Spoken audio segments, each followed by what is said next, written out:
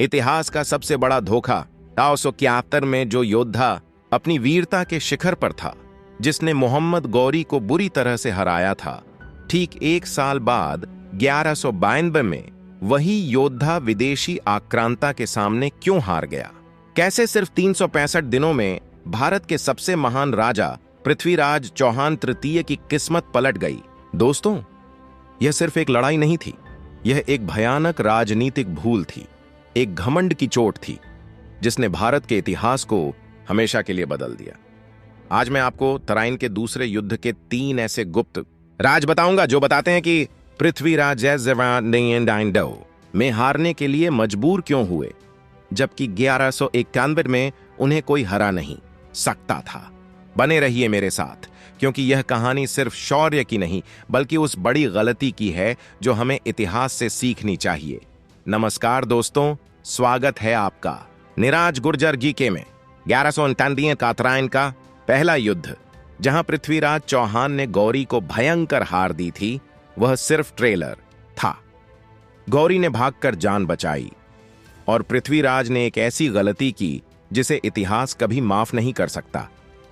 पहला राज, शत्रु को जीवित छोड़ना। तराइन की पहली जीत के बाद राजपूतों ने एक बड़ी गलती की।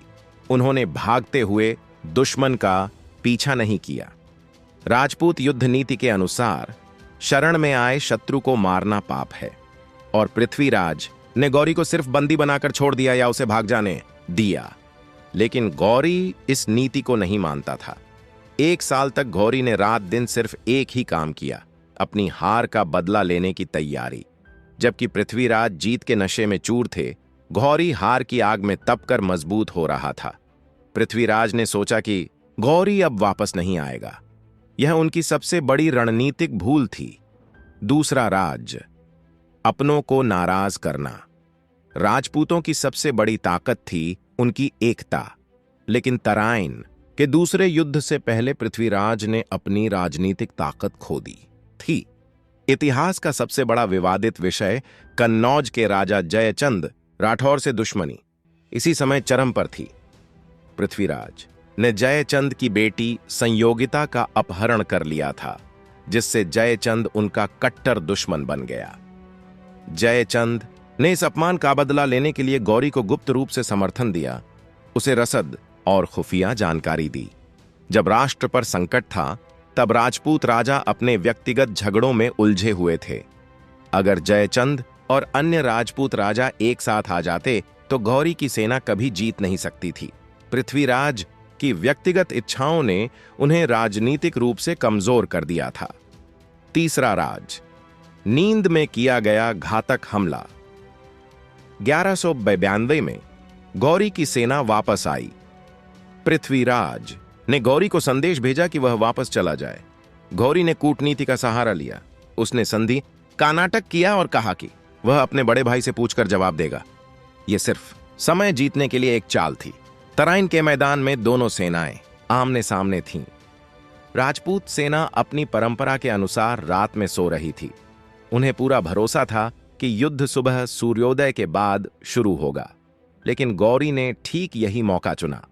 रात के आखिरी पहर में, जब पृथ्वीराज की सेना गहरी नींद में थी, तब गौरी ने अपनी 10,000 घुड़सवारों की चुनिंदा सेना से अचानक हमला कर दिया। यह हमला इतना अप्रत्याशित था कि राजपूत सेना जागने से पहले ही आधी कट गई। सुबह तक राजपूत सेना में भगदड़ मच गई। पृथ्वीराज ने हिम्मत नहीं हारी। उन्होंने बची हुई सेना को इकट्ठा किया। गौरी का अंतिम और घातक दांव था भागने का नाटक। उसने अपने सैनिकों को युद्ध के बीच से ही पीछे हटने का आदेश दिया। राजपूतों ने इसे अपनी जीत समझ लिया और उनका पीछा करने लगे। यहीं पर वे गौरी के बिछाए जाल में फंस गए। जब राजपूत सेना थककर बिखर गई, तब गौरी ने अपने ताजा दम के 12,000 आरक्षित घुड़सवारों से उन पर हमला कर दिया। थकी हुई और बिखरी हुई राजपूत सेना के पास कोई मौका नहीं था। पृथ्वीराज चौहान को बंदी बना लिया गया और भारत की आजादी का सूर्य उस दिन अस्त हो गया।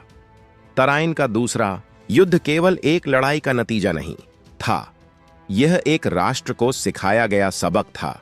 कि अति आत्मविश्वास, अपनों से दुश्मनी और दुश्मन की रणनीति को हल्के में लेना कितना भारी पड़ सकता है। यह दिखाता है कि युद्ध सिर्फ तलवार से नहीं, बल्कि सबसे पहले दिमाग से जीता जाता है। इस इतिहास को याद रखना और इससे सीखना हम सभी के लिए जरूरी है। धन्यवाद। मिलते हैं अगले वीडियो में।